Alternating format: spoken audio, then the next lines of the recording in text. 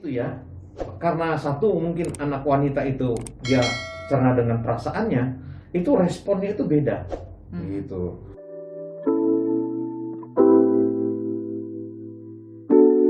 Pada usia pertumbuhan anak laki-laki itu dalam penggunaan verbal lebih lambat dibandingkan dengan anak perempuan. Anak perempuan itu dalam verbalnya itu lebih cepat bertumbuhnya. Makanya anak perempuan itu kalau dalam mengungkapkan ekspresinya dalam perkataan, pernyataan itu lebih banyak dibandingkan dengan pria. Anak pria itu biasa dia diam memang. Nah, memang itu dalam masa pertumbuhan itu kelihatan. Tapi diam ini juga bukan berarti dia pendendam ya. Nah, diam ini juga mungkin dia lagi memaknai dan mengungkapkan ekspresi verbalnya dengan kalimat apa ya supaya tidak tersinggung mama sama papa. Lebih lamban aja Barini dengan wanita. Dari segi motorik juga, ya motorik halusnya kalau anak wanita itu kan memang lebih cepat ya. Makanya waktu memegang pensil, menggambar, mewarnai itu anak wanita dalam usia tertentu dia memang lebih cepat dibandingkan dengan anak pria. Kalau pria itu motorik kasarnya melompat ya, misalnya untuk lari. Nah, itu memang motorik kasarnya itu pria lebih cepat gitu. Jadi kalau misalnya kita tahu pertumbuhan pria dengan pertumbuhan anak yang wanita berbeda, nah mulai dari situ. Nah, sering sekali kan papa sama mama nggak ngelihat itu. Anaknya wanita disamakan ya dengan anaknya pria. Akhirnya identitasnya kan bisa nggak masuk gitu. Nah, memang kayak Kamila, papa lebih sering melihat hasil ekspresi seperti motorik. Nah, waktu yang kita jumpai anak perempuan, nah itu motoriknya bukan motorik kasar, motorik halus. Nah, makanya yang punya anak wanita, papa, ya mujilah dengan motorik halusnya. Mungkin dari gambarnya, waktu dia memegang pensilnya, waktu dia membuat tulisan-tulisan, itu motorik halus. Jadi kalau misalnya disuruh dia untuk melompat, lari anak kita yang wanita ini, ya mungkin lebih lambat dibandingkan dengan anak yang kita yang pria. Nah, hati-hati memberikan identitas. Untuk anak pria kita berikan seperti anak wanita kita berikan seperti anak pria. Kan nggak cocok nih. Identitasnya pun nanti anaknya bingung gitu. Papa kepingin kali anaknya itu pria. Sementara dua anaknya adalah wanita. Nah, kadang-kadang ekspresi papa itu ekspresi seperti anaknya itu pria. Jadi anak ini bertumbuh karena identitas dari papa seringan. Udah, bapakku bilang pakai celana aja, celana pendek, celana panjang sama kok. Ayo, dia anaknya wanita. Makanya saya bilang identitas itu memberikan bukan hanya bicara jenis kelamin, tetapi dia bertumbuh sesuai dengan identitas yang kita berikan. Nah, ini maknanya ini melenceng nggak dari jenis kelamin dia?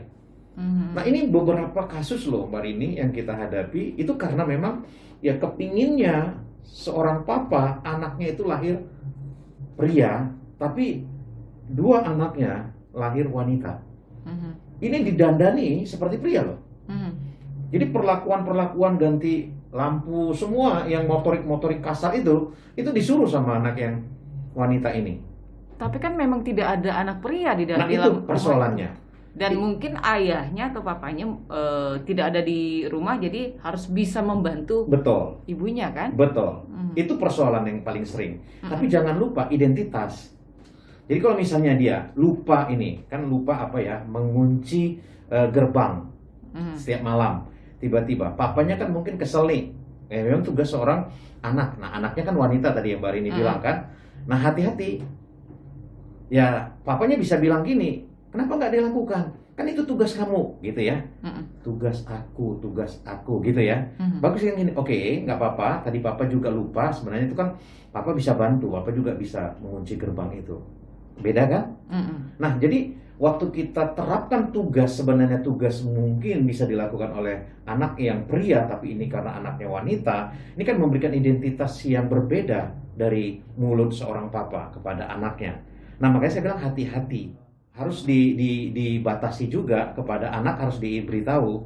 Oke, misalnya anaknya pria. Oke, semua tugas misalnya di dapur itu kan memang harus dilakukan. Pak, kenapa sih Pak? Kayaknya aku cuci piring ini kayak tugas seorang wanita gitu ya. Nah, ini kan bicara motorik halus sebenarnya. Ya, kepada seorang anak yang selalu motorik kasarnya gitu ya. Papa sedang ajarkan kamu tentang motorik halus supaya jangan hanya bicara tentang motorik kasar. Nah, gimana kamu memegang spons dan waktu mencuci yang piring kaca ini dan tidak pecah. Sebenarnya itu prestasi kamu.